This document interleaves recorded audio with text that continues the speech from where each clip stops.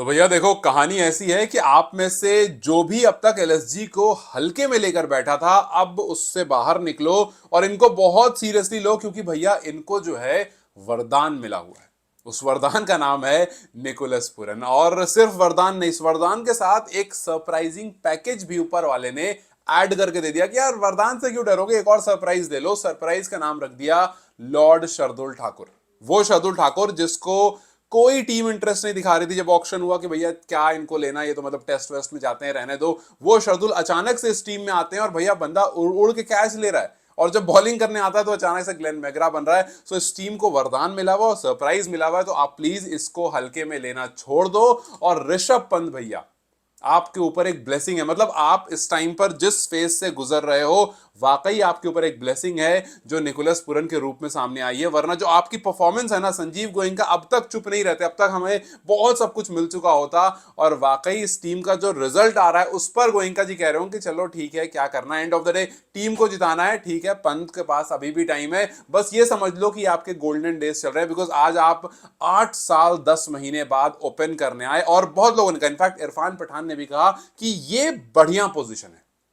ऋषभ पंत जिस तरह से खेलते हैं, यहां पर अगर पंत ने कुछ कमाल कर दिया तो लॉन्ग टर्म, मतलब उन्होंने तो खैर थोड़ा ज्यादा कह दिया, उन्होंने कहा कि लॉन्ग टर्म ओपनिंग बल्लेबाज की तरह दिख सकते हैं। हालांकि हमें अभिषेक शर्मा, हमें प्रियांश आर्या भाई यहां भी धोना शुरू कर दिया उन्होंने एसआरएच को, और इतने सारे ईशान किशन और पूरी लंबी लिस्ट लगी पड़ी है, उसमें ऋषभ पंत को ऐड करना मेरे हिसाब से बड़ा गलत होने वाला। बिकॉज आपका ऑलरेडी बहुत अच्छे अच्छे यशस्वी है, बहुत अच्छे अच्छे बैटिंग के का ओपनिंग पेयर ऑप्शन है, तो भैया ये तो प्लीज मत करो। लेकिन हाँ, ये है कि ऋषभ पंत का जो स्टाइल है वो यहां पर आकर के कुछ निकल सकता था, लेकिन यहां पर भी कुछ खास नहीं कर पाए भैया। आज जिस तरह से एक तरफ से जीटी ने शुरुआत की थी, उतना टोटल नहीं पुट ऑन कर पाए, बट फिर भी ठीक ठाक टोटल पुट ऑन कर दिया। लेकिन ऋषभ पंत के फ्लॉप होने के बावजूद निकोलस पुरन नाम का जो इनके पास जानवर है, इनके पास जिन्नात है, उसने उसने कोई कसर नहीं। आप सोचो, इस बंदे ने सिर्फ और सिर्फ एक चौका लगाया है और 7 छक्के मारे।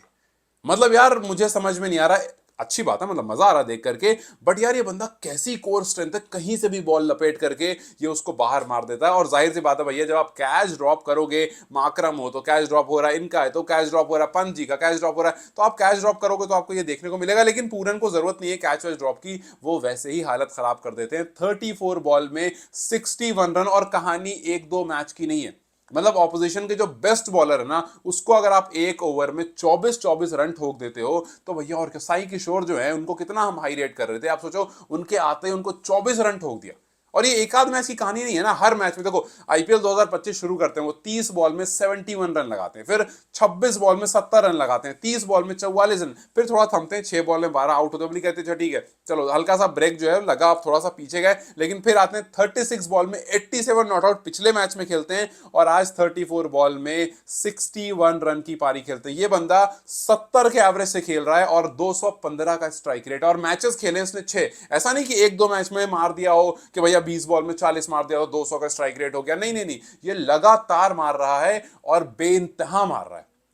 ऑरेंज कैप कोई इससे लेता है, एक मैच खेलता है, फटाक से वापस ले लेता है। कोई इससे ऑरेंज, मतलब ऐसा लग रहा है कि एलएसजी को एक ऐसा इंसान मिल गया है कि आप कितना बड़ा टोटल सामने रख दो, ये आएगा उस हिसाब से खेलेगा और मैच जिताकर चला जाएगा। भैया आते ही पहले मैच में तो हाफ सेंचुरी, दूसरा मैच है तो हाफ सेंचुरी, तीसरे मैच में 40s में मार के गए, चौथा मैच है, सॉरी पांचवा मैच है तो हाफ सेंचुरी, चौथे में तो 16 6 12 गया था, फिर छठा मैच है वहां फिर आके मार दिया। मतलब हर मैच में रन कर रहा बंदा, हर मैच में। और सोचो ऋषभ पंत इस टाइम पर क्या सोच, जब जब निकोलस पुरन मार रहे होंगे उस टाइम ऋषभ पंत के दिमाग में क्या चल रही हो कि भैया मतलब आप बिल्कुल ऊपर से साक्षात आए हो, क्योंकि अगर ये रन्स नहीं पड़ेंगे तो मैचेस हम हार जाएंगे, और जब मैचेस हार जाएंगे तो जब वापस हम जाएंगे तो वहां एक इंसान है जो फोटो पॉकेट से तभी निकालता है जब अच्छा हो रहा होता है, वरना पॉकेट से कुछ और निकाल देगा और मेरे सामने लगा देगा। क्योंकि संजीव गोयनका का जो गुस्सा है ना, वो हम सबने देखा है, लेकिन निकोलस पुरन उसको सामने नहीं आने दे रहा। और सिर्फ इस आईपीएल की कहानी नहीं है, इससे पहले आप देखो पिछले 9 इनिंग में सिर्फ एक बार ऐसा हुआ है जब उन्होंने 40 से कम रन बनाए, और ये बहुत बड़ा नंबर है कि भैया 9 मैच में एक बार आप 40 से कम आए हो, और 9 मैच में 6 बार आप 60 प्लस स्कोर करके जाते हो। सो ये सब जो नंबर्स हैं निकोलस पुरन के, ये बताता है कि ही इज अ फ्रीक। और जैसा मैंने पिछली वीडियो में कहा था कि भैया जब आप ऐसी फ्रीक के साथ ऐसी संगत में आओगे तो जाहिर सी बात है आपको भी ऐसा ही असर पड़ जाएगा, और उस संगत में आ गए एडन मार्करम। एडन मार्करम जो बंदा है ना भाई, ये एक साइलेंट बीस्ट है। मतलब आपको उसको देख के लगेगा नहीं कि कुछ बवाल करेगा। जिस तरह से वो क्लासिकल, आप सोचो, एक तरफ ऋषभ पंत खड़े थे, स्ट्रगल कर रहे थे, बॉल मिडिल नहीं कर पा रहे थे, एक तरफ एडन मार्करम थे, वो इत्मीनान से बीच में एक छक्का मार दें, फिर दो तीन अपना ड्राइव व्राइव कर दें, डाउन द लाइन एक आधो शॉट मार दें, चौका होगा चला जाए, और फिर एक आध सिक्स मार, एकदम इत्मीनान से। वैसा नहीं कि आपको डर सा लगे, लेकिन आप देखते हो कि भैया एक बंदा स्कोर नहीं कर रहा है, उसके बावजूद रन इतनी तेजी से बढ़ रहा है। सो एडन मार्करम बिल्कुल एक जबरदस्त एग्जाम्पल है संगत का असर होना। इससे पहले मिच मार्श इस मैच में आज नहीं थे, इससे पहले वो साथ में थे, तब उनका असर इनको हो गया था, साथ में निकी पी रहते ही। तो ये तीनों ने मिलकर के इस टीम की कमान बढ़िया संभाल रखी है। आज ऋषभ पंत मार्श की जगह ओपन करने आए, मार्श के की बेटी की थोड़ी तबियत खराब थी तो उन्होंने आज रेस्ट लिया था।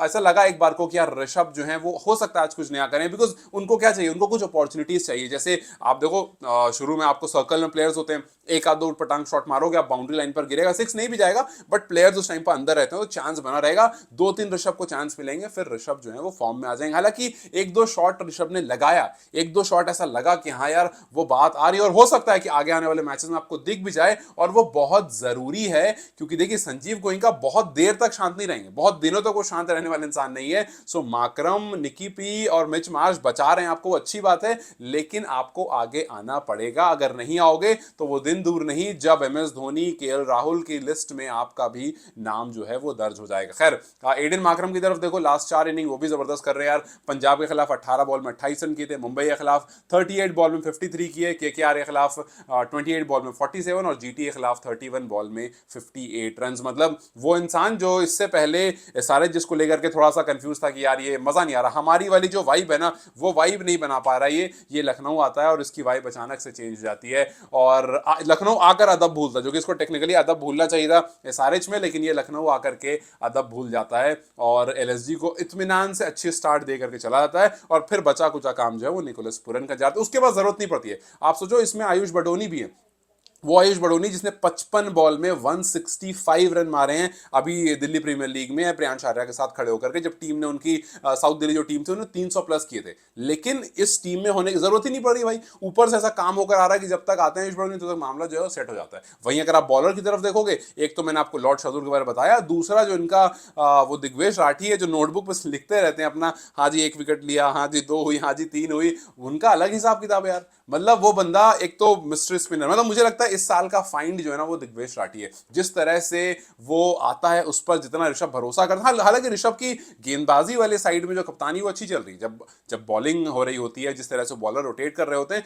वो अच्छा। एक वीडियो ही वायरल हुई जहां पर वो कह रहे थे कि भाई चलो, दो बंदों को खड़ा कर दिया कि हाँ चलो, और वो करते नहीं बचपन में कि दोनों का जिसका सीधा आया जिसका उल्टा आया, जिन दोनों का सेम आया उसके अलावा तीसरा जो होगा उसका करेंगे, तो वो ऐसे ऐसे करे, कुछ बॉलर भी सिलेक्ट कर रहे थे, ऐसा लग रहा था। खैर ऋषभ की कप्तानी जो है वो गेंदबाजी के टाइम पर अच्छी दिख रही होती है, लेकिन अचानक से जब बैटिंग करने आते हैं तो काफी लगता है प्रेशर में है। हालांकि आज एक कैच भी उनसे छूटा और वहां पर भी काफी डिसअपॉइंटेड लग रहे थे। सो ऋषभ फिलहाल एक बुरे फेज से गुजर रहे हैं। अच्छी बात यह है कि उनकी टीम जो है वो अच्छे फेज से गुजर रही है और वो कवर अप हो जा रहा है, और दिग्वेश जो है वो जब जब उनके हाथ में बॉल मिलती है वो एक ना एक सिग्नेचर तो करके ही जाते हैं अपने आइकॉनिक सेलिब्रेशन के साथ। आप सोचो कि दिग्वेश जो है वो, हालांकि बीसीसीआई बड़ा खुश होता है जब दिग्वेश गेंदबाजी करने आते हैं कि भैया ये विकेट लेगा, कुछ करेगा, इसे फाइन मार देंगे, लेकिन अब लगता है बीसीसीआई थोड़ा शांत हो गया, बिकॉज जब से उन्होंने जमीन में लिखना शुरू किया है तब से शायद वो उस लेवल पर नहीं जा रहा होगा जो कोड ऑफ कंडक्ट में मेंशन है। क्योंकि मुझे भी कभी समझ नहीं आता कि कोड ऑफ कंडक्ट, भाई आप ऐसे साइन कर रहे हो, विराट कोहली हमेशा काफी बार कर, मतलब विराट कोहली ने भी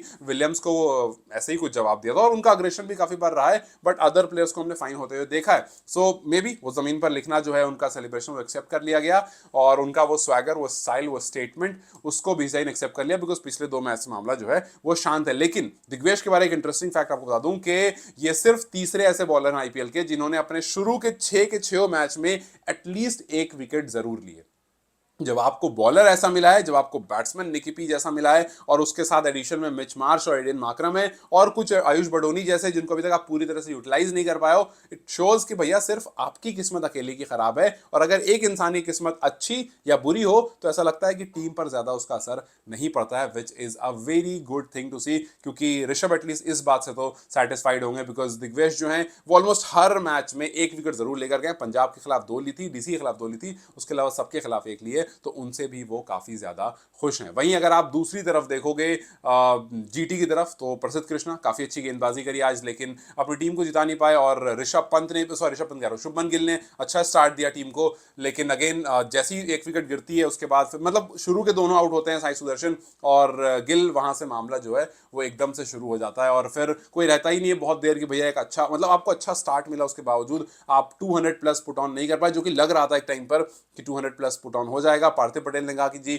बॉल रुक कर आ रही थी, शुभमन गिल ने कहा कि बॉल रुक कर आ रही थी, निकोलस पुरन को बॉल कोई रुकी रखाई नहीं लगी, उनको लगा भाई बॉल है इसको मारो। मतलब निकोलस पुरन का एक हिसाब है कि भैया बॉल होनी चाहिए और जिंदा होनी चाहिए, बाकी हमें फर्क नहीं पड़ता है, बाकी हम काम अपना कर देंगे। So yes, Lucknow super giants को बिल्कुल भी अब हल्के में नहीं लेना है, बिकॉज भैया उनको जो वरदान मिला है वो बहुत खतरनाक वरदान है। और वहीं उनका जो कैप्टन है वो थोड़ा सा इस टाइम पर मामला जो है माड़ा कर रहा है। 6 मैच में सिर्फ 40 रन बनाए हैं, 80 का स्ट्राइक रेट, 8 का एवरेज, इससे उनको निकलना है। अगर ऋषभ इससे निकल गए तो जो बचा कुचा एलएसजी में थोड़ा आपको दिख रहा है वो भी आपको बवाल करते हुए दिखेगा और फिर ये टीम और खतरनाक हो जाएगी। अब देखना यह है कि क्या एलएसजी बिना ऋषभ पंत की परफॉर्मेंस से आगे बढ़ती है या इसमें ऋषभ का भी कुछ कंट्रीब्यूशन आता है। लेकिन फिलहाल के लिए टॉप 4 में आ चुकी है, फिलहाल के लिए डीसी फिर से टॉप ऑफ द टेबल बन गई है, जीटी जो है वो दूसरे नंबर पर है। और अब देखना यह है कि आगे क्या ये टेबल और ज्यादा ट्विस्ट एंड टर्न लेता है या कुछ इसी तरह से आगे बढ़ता है, बिकॉज नीचे वाली जो टीम है वो जीतने में कुछ खास इंटरेस्टेड है नहीं, वो अपना खुश है भैया वही पुराने हिसाब किताब को लेकर के। अब देखते हैं कि क्या इसी तरह से ये कंटिन्यू होता है